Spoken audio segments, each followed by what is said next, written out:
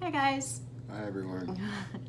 We have been fielding a lot of questions over probably, especially the last 6 months or so, about our weight loss and our weight loss journey. So I thought it would be fun if we sat down and discussed that a little bit, because it's been very different journeys along the way. I think people think we're doing this like together, like working out together and doing all of that stuff. And as much fun as that would be, that's not what's happening. So I can speak for myself first. For me, about a year ago, the BJC Moves gym opened up literally 15 steps away from my office. They offered a discount, and I started going. Also, about a year ago, was the last mission trip that the middle schoolers went on to go to Cedar Point. And I came off of that mission trip feeling horrible, feeling just tired, depressed, just because it was hard for me to walk all over the park and things like that. So it was just kind of a overall bummer for me. And so I decided that I wanted to start getting in shape. And I had already joined the gym, but I wasn't going faithfully like I do now. And I know, what about your gym? Well, at work, where I work at, they have a fitness center upstairs, and employees are allowed to use it. So once I found that out, I had signed the papers, and I had started in June of last year. Then probably a month later, I found out we were allowed to use the gym, and I filled out the paperwork, but yet I wasn't motivated enough to go. Then in September of last year, I started going, and since then I've gone pretty religiously. There's been times where you're like, not today. True story. But I think along with that, I had been hit and miss with the gym before the mission trip. The key thing for me was, first of all, learning how to use all the equipment via a discount that we had through a personal trainer, but then also just focusing so much on what I was putting in my mouth, what I was eating. And the personal trainer, as well as my doctor, had both sort of hammered this home to me. I've always had this attitude. I shared this in my video about having celiac, that there's so many things that I can't partake of, that I can't eat for whatever reasons, that when I do find something I can eat, I want to eat as much of it as possible because I'm already suffering. Why should I have to not eat the whole half gallon of ice cream and things like that?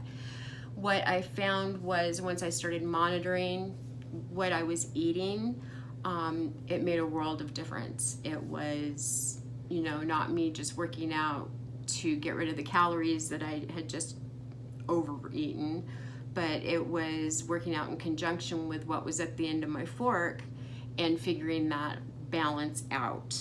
What about you and food? pretty much stopped eating fast food. That was a huge part of my diet before: lunch, breakfast, dinner, fast food. So going to the store and buying food from the store and cooking it has cut back a lot. And then I'm not eating 2 and 3 plates. I'm eating the 1 plate with a salad. And then lunch, I have a pretty balanced lunch. And I used to stop and eat breakfast at Steak and Shake and McDonald's every morning, and I don't do that anymore. So, and a big part is Coca-Cola. Yeah. Got rid of the Coca-Cola. Yeah. Soda's huge, and I still fall back every once in a while on a Diet Coke or something like that. And when I'm not feeling well, I have to have Diet Sprite. But other than that, it's, we both have more or less given up soda. That was huge. Yeah. That was huge. Drinking lots and lots and lots of water. Water. And I also mentioned this in my celiac video, but when I was diagnosed, Dave pretty much took over cooking for himself and the boys. Now the boys are on their own. So we have completely different eating plans, or eating, different meals altogether. And it's just kind of the way it's worked out. It's worked out probably well for me, because I just I have a cycle of like a 3-day cycle that I eat this for breakfast, this for lunch, this for dinner, this snack. And I go through that, and just that seems to be what works for me. It's the habit of just getting that in there. And I track everything through my Fitbit app. They have all my favorites saved, and it just kind of goes and goes and goes. So I think probably the thing that we get a lot of is, what are you guys doing? What plan are you following? What diet are you on? And am I right?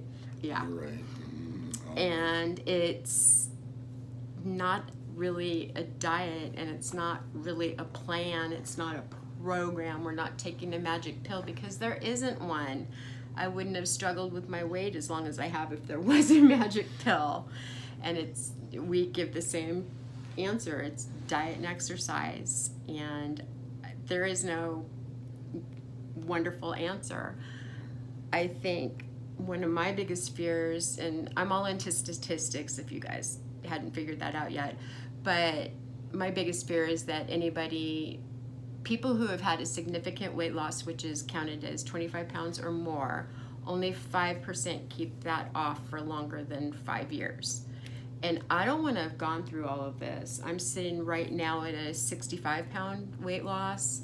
And when I mean sitting, I mean like the last 3 weeks. I don't want to go through all of this just to put it back on, because I've lost significant amounts in the past, but put it back on. So, I mean, I think the big part is the workout. I mean, it's huge, working out. Just trying to do that every day. Some days, like I said, sometimes it's hard to get out of bed and go, but you have to push yourself, and the reward is satisfying, very satisfying. So I know for me it's a matter of, because I do work so close, my gym opens at 5 o'clock in the morning, and rather than go after work, because we typically have something to do 3 to 4 nights a week, I prefer to go before. So that means my alarm goes off at 4. I'm out here making a cup of coffee, grabbing my gym bag on the road at 4:30 so I can be there right when the doors open. That's not fun. It's not fun. But it is to the point that if I'm sick or I'm off, or, for whatever reason I'm not by the gym, I feel weird if I haven't, we're filming on a Saturday, and I feel weird that I didn't go to the gym today, and it just feels off to me. But it's all about habits and keeping that up. And it's, to me, it's like a way of life now. It's not something I'm sacrificing. It's not something, I don't love exercise. My brother is running in a triathlon tomorrow because he loves it. That's so foreign to me. I don't get that. If there was a way to simulate exercise and get the same benefits, I would. right. But I think it's also important to note that weight-bearing exercises, stretching exercises, all those things are super important as you age. And, I think that's why I was feeling so bad last year, is just, being 60 plus pounds heavier, suffering from celiac, so my bones degenerate faster, that kind of thing. It just, I feel stronger now. I'm definitely sleeping better, more energy, those kinds of things. And it's a natural mood elevator, which you probably haven't seen the benefits of that, but it just is. And overall, just feeling better. Would you agree? I very much agree. Yeah, I know. I've lost, since September, I've lost 35 pounds, and I had lost some weight before that. Just kind of changing my eating but not working out. Mm-hmm. So I know it's changed a lot as far as energy goes for me, and just it's satisfying, just being, I guess, not 350 pounds. Yeah, Yeah, I mean, it's a good feeling. And also, I mean, for me, like, because I'm the one that's seen myself every day, it's not like a huge shock to me when I see myself or whatever. But, you know, a couple days ago, I passed somebody I hadn't seen in a while, a former coworker, and she walked right past me. And I was kind of like, hey, you know, how's it going? And so, yeah, the compliments are nice, but also the overall feeling of just feeling better about yourself. I'm not gonna lie, it's fun to put on a smaller pair of jeans and whatever, but that's not what it's all about. So I hope that kind of explains everything. Any specific questions, let me know. I'm not saying that we are experts. I'm just saying that this is what worked for us. I like the fact that you changed your eating and then started exercising. I exercised and then changed my eating. So maybe that's why it never worked for us when we tried together. Right. That's funny. But anyway, yeah, I think that's it. Just let me know if you have it. Let us know if you have any questions, and I can tell you what worked for me, and he can tell you what worked for him. Anything else? No. Don't be afraid to have a cheat day. Oh my gosh, how did I not talk about cheat days? Sundays are cheat days. We both weigh in Sunday mornings, not together, obviously. And then Sundays are cheat days. Those are the days where, and that's not like Gorge. Don't go gorge yourself. Yeah. But have that Coca-Cola with that hot dog or something to that effect. You know. For me, I don't monitor as closely like my calories and all of that stuff. We'll indulge a little bit here and there, but I do make sure that I at least get my steps in for the day and things like that. But yeah, cheat days, if you 100% deny yourself those cravings and, you know, those special things that you only have once in a while, you're going to binge. You're going to be like, screw it, I'm going to eat this whole cake, or, you know, things like that. I'm going to eat this whole pizza. So knowing that you have that upcoming cheat day makes all the difference in the world to me. It does a lot. It does a lot. It does. So, yeah.